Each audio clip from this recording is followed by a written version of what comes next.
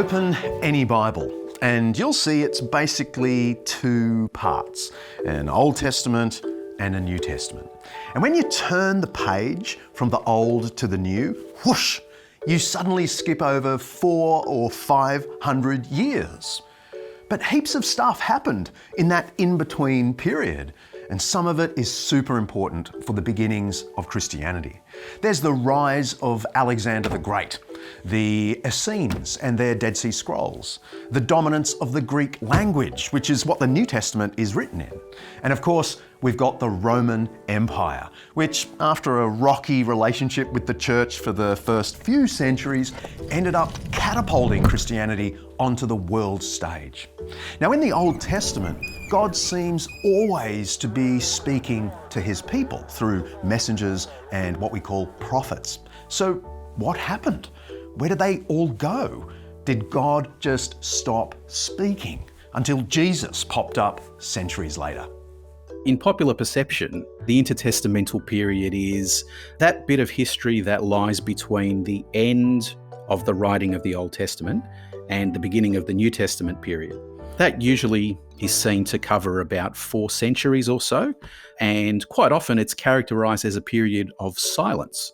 That is prophetic silence, that God wasn't doing anything with his people, he wasn't speaking to them, wasn't giving any prophetic guidance or anything like that, and hence it is this non-canonical blank, as it were, sitting between the Old and New Testaments. So what happened after 500 BC? For the next 100 years or so, there's a bit of a tussle between the Persians to the east and the rising power of the Greeks in the west. Israel, of course, if you're thinking of your world map, is stuck right in the middle. They're trying to mind their own business, trying to restore their former glory, hoping that one day they'll get their own promised king descended from David, the Messiah. They had their earlier prophets say stuff like this: "With righteousness, he, the future descendant of David, will judge the needy. With justice, he will give decisions for the poor, and the nations will rally to him." That's Isaiah 11, by the way. But before there's any sign of any such Jewish king, the ancient world will receive with amazement the greatest king the world had yet seen. Enter Alexander the Great, who turns this tussle between Greece and Persia into a tornado. From his time onwards, the Jews are no longer looking to the east towards Persia and Mesopotamia. They're now looking west towards the Mediterranean and Greek culture. The Greek culture was quite a bit more free, if I can put it that way. It was less conservative than Jewish culture was, and they thought very differently. But politically speaking, come the 300s and 200s before Jesus, the Jews were copping it on every side. The Ptolemies were deporting large numbers of them to Alexandria in northern Egypt. The Seleucids were committing spiritual travesties in Jerusalem. The Jews had been crushed, exiled, repatriated, and conquered.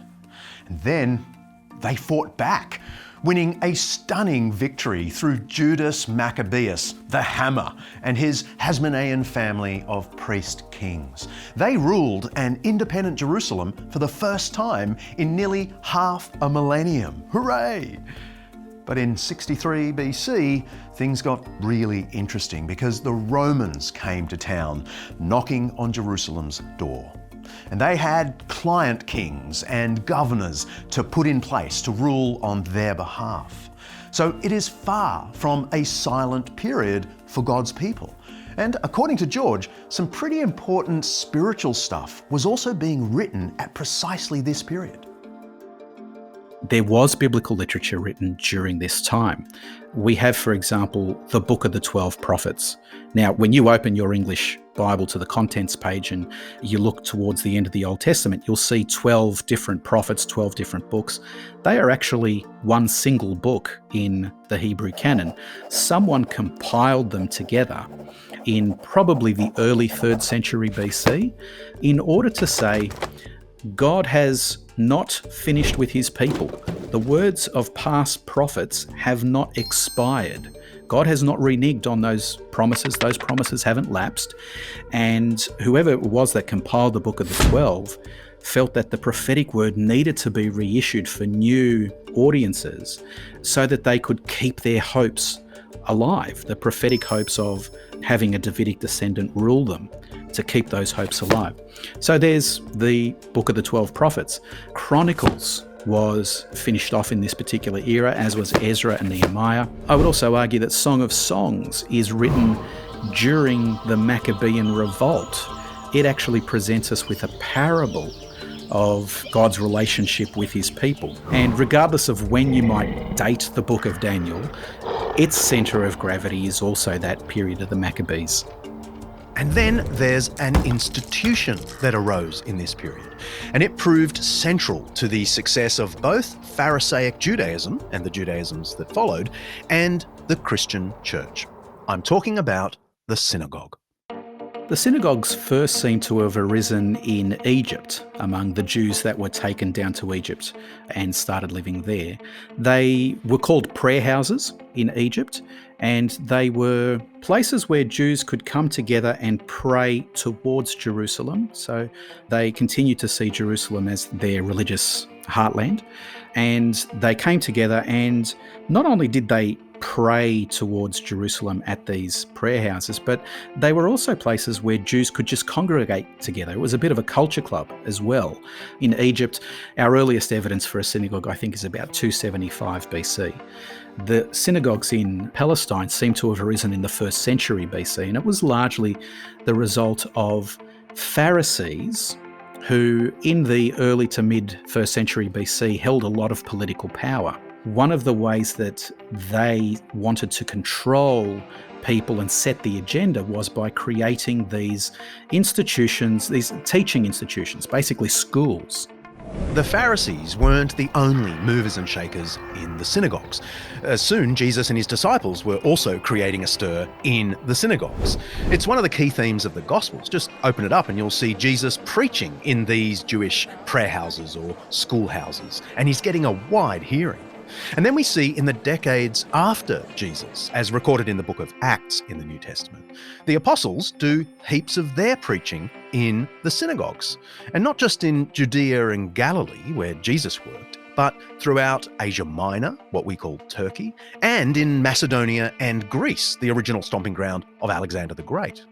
And pretty soon, they were making headway in the synagogues of the imperial capital. The point of all of this is to know that Christianity didn't just pop out of nowhere with brand new ideas fallen from heaven. Christianity is a rich part of the Jewish history of these in-between centuries. Jesus himself didn't fall from heaven. I mean, I guess theologically he sort of did, but not in a historical way. We can't say that the Old Testament closes around 500 BC, remains silent for the next half millennium, and then Jesus appears to fulfill those super ancient biblical prophecies. No, Jesus was a real part of the giant stream of Jewish tradition that stretched back in continuity for centuries. Jesus was a climactic figure in an unbroken Jewish story.